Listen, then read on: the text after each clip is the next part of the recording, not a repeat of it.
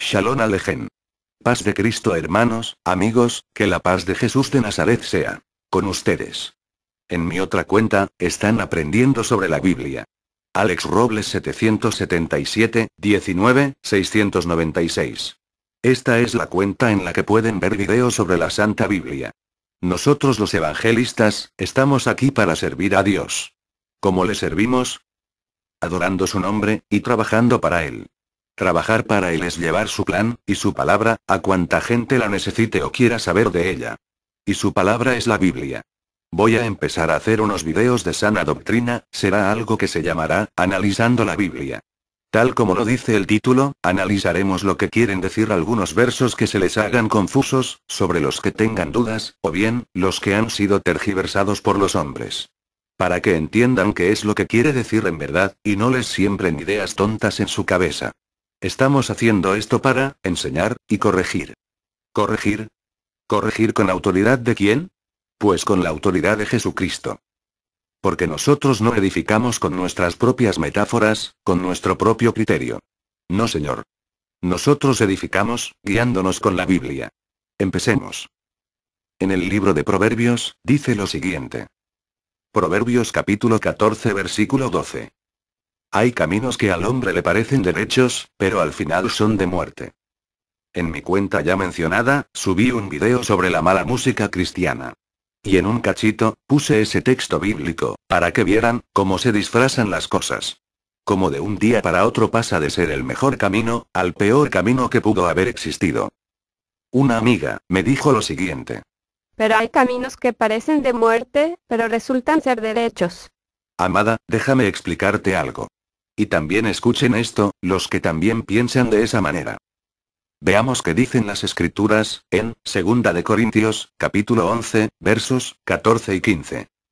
Y no es de maravillarse, porque Satanás mismo se disfraza como ángel de luz. Así que, no es gran cosa que también sus ministros se disfracen como ministros de justificación, cuyo fin será conforme a sus obras. Sabemos que el diablo es padre de toda mentira, de toda inmundicia, de toda iniquidad. Porque el diablo, de alguna u otra forma quiere hacer que caigas en tropiezo, que caigas en pecado. Y por eso el diablo se basa de todos sus recursos incluyendo, mentir. Pues, si el diablo mostrara todo como es, la gente no lo seguiría ciegamente. Pues se daría cuenta de que el infierno en verdad existe. Y qué mejor arma del diablo para engañar, que el mentir. No, el infierno no existe, anda y vive como quieras, sigue tu propio camino. Y por eso siguen caminos, aparentemente derechos, pero terminan siendo de muerte. Ahora, Dios no tiene que basarse en engaños para que lo sigas. Dios te muestra todo tal y como es. Depende de ti si lo sigues o no. Dios te dice. El infierno es real, y si no me aceptas, ahí vas a terminar. Un camino torcido, no se endereza. Un camino de muerte, no deja de ser camino de muerte. Un camino malo puede llegar a ser peor, pero nunca mejor. A lo que voy es que, tú pudiste ser un alcohólico, un drogadicto, asesino, violador, etc. Pero cierto día, escuchaste al Señor que te hablaba, y te dijo. Confía en mí, y yo te sacaré de ese camino. ¿Vieron? No es el mismo camino, no es que se enderece. Es que el Señor con su poder te sacó de ahí, y te puso en un mejor camino. Es muy sencillo. El camino malo sigue siendo malo, no pasa por transformación. Simplemente, has decidido, salirte, de ese camino y tomar uno nuevo. Así que, ya saben, hay caminos que parecen ser derechos, pero terminan siendo caminos de muerte. Pero nunca al revés. No hay camino torcido, que sea capaz de enderezarse. El camino no pasa por una transformación.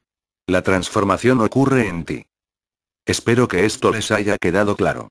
Si no, ya saben, cualquier duda, sobre cualquier cosa, solo háganmela saber, y yo con gusto aclaro todas sus dudas. Hermanos, vale mucho la pena hablar de esto. Ya sabemos, que no hay caminos de muerte, que después pasen a ser caminos derechos.